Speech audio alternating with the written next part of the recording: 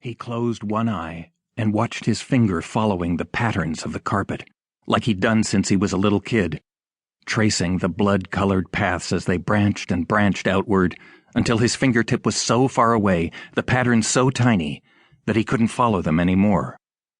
Then his finger would return and venture out again down another road, toward the mysterious horizon. He was so bored with the dance music. But dance music was what his parents were in the mood for. What was it called? A samba or something. His dad had taken off his jacket for once and called, "Come to your man, Irma." And since they'd had some glasses of wine, his mother actually laughed, pretending to be a fancy dancer, and pulled him out of his chair. He had to admit it made him kind of happy to see them like this, but at the same time, very, very nervous. When they'd been drinking wine, which was just about every night, they would be happy for a half hour.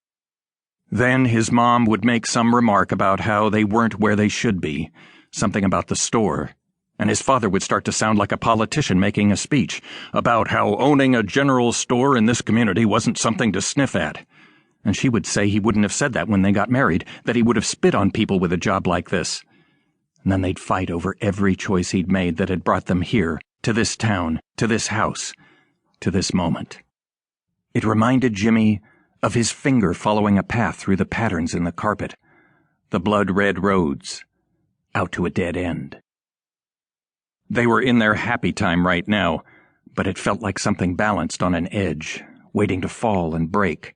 So he really bit his lip when the music was interrupted by an announcer. This had never happened before.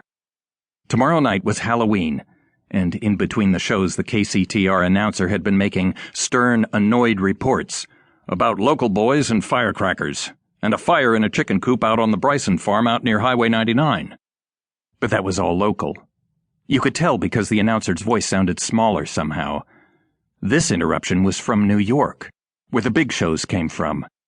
Jimmy sat up as he focused in on it. The man was saying something about explosions on the planet Mars.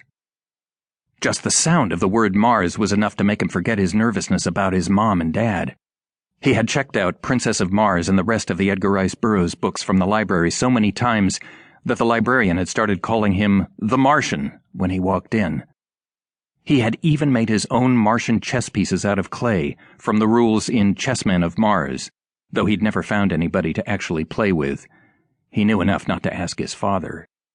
But to hear the words Mars and explosions in the same sentence, it was almost too much. Unfortunately, it really was too much for his parents' happy mood. His father started complaining about these modern times when you couldn't even finish a song without some interruption about something happening millions of miles away, not even on Earth, for crying out loud. And his mother got annoyed with his father for getting annoyed.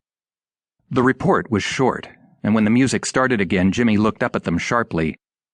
They stared at each other like they were remembering something that had happened in private, and his dad offered his hand like a nobleman at a ball. His mother gave in like she always did, as if she were putting something away inside her. And they went back to dancing, though this time with no smiles. Jimmy let out a sigh, retreated to the sofa, pulled up his legs, and hugged a big throw pillow, watching them.